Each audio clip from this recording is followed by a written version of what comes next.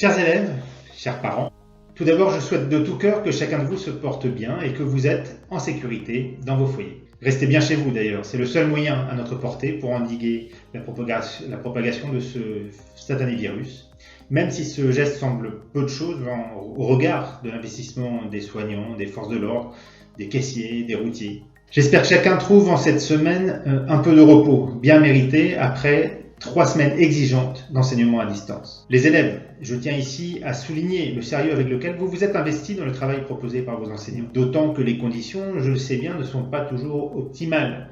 L'ordinateur familial peut être sollicité par d'autres membres de la famille. La connexion Internet peut être capricieuse.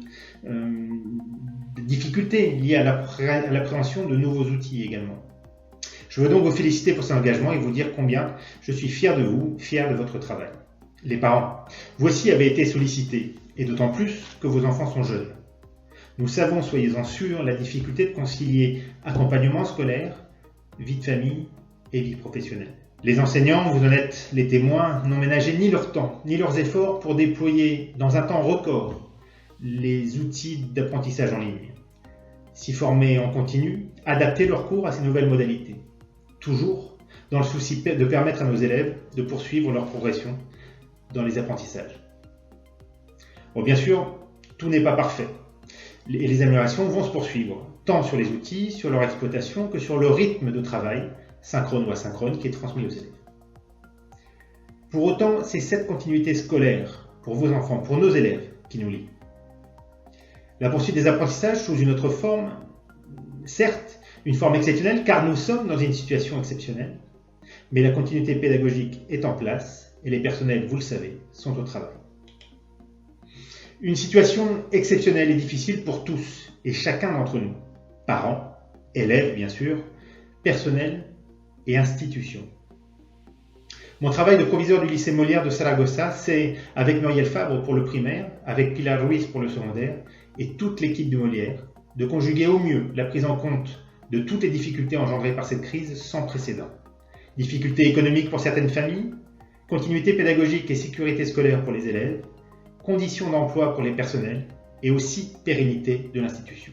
Ces approches sont conciliables à condition que l'on se recentre sur l'essentiel, sur ce qui forme l'ADN de l'enseignement français à l'étranger, de la mission laïque française en particulier, et bien sûr du Molière. Je veux parler de nos valeurs, les valeurs de laïcité, de fraternité, de tolérance ou de respect, les valeurs de solidarité. Les heures que nous vivons sont difficiles pour tous, mais certaines familles se trouvent plus affectées que d'autres.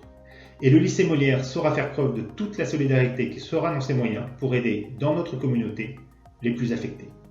Nous avons ainsi mis en œuvre le mécanisme de solidarité conçu conjointement par les établissements d'Espagne de la mission laïque française, et c'est les dossiers de plus de 50 familles du Molière qui sont ou vont être instruits dans le but de les accompagner dans une situation très difficile.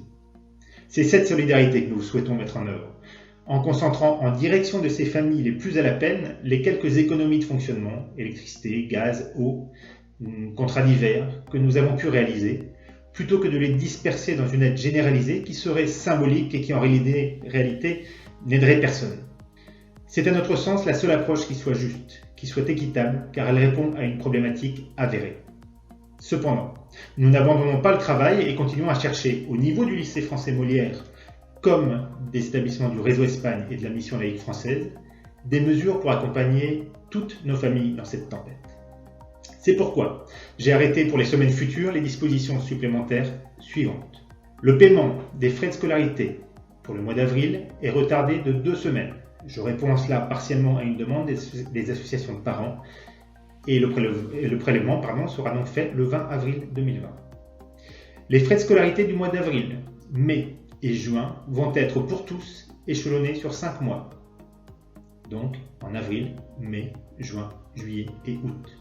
Sauf évidemment si vous souhaitiez conserver les prélèvements tels qu'ils étaient initialement prévus. Et dans ce cas, merci de prévenir marie-carmen.navarro@mlfmonde.org, si possible avant le 16 avril. Les frais d'inscription sont reportés à la rentrée scolaire 2020. Les frais de voyage engagés par les familles de 5e et de CM2 vont être remboursés sur les collégiatures et sur le prélèvement d'avril. Les frais d'examen pour les troisièmes, les premières et les terminales, de la même façon, vont être remboursés sur le prélèvement d'avril. Concernant les TPS, suivant les recommandations gouvernementales concernant les enfants de 0 à 3 ans, garderie, jardin d'enfants, la possibilité sera donnée, à partir du mois d'avril, aux familles qui le souhaitent, de suspendre le service. Ces familles voudront bien en informer Muriel Fabre, la directrice primaire, avant ce lundi 13 avril 2020. Une crise de cette ampleur peut fracturer, peut même anéantir une communauté comme la nôtre, de façon durable. Elle peut aussi, si nous faisons le choix collectif, elle peut aussi la renforcer. Ce sera le cas si nous sortons de cette période sans qu'aucun élève n'ait dû abandonner Molière parce que ses parents n'étaient pas en mesure de payer et que nous n'avons pas su les aider par une mesure individuelle, attentive et bienveillante. Ce sera le cas aussi si nous parvenons à conserver l'ensemble des personnels qui se démènent pour continuer à proposer, malgré ces conditions que personne n'a choisies, un service d'enseignement à distance de qualité.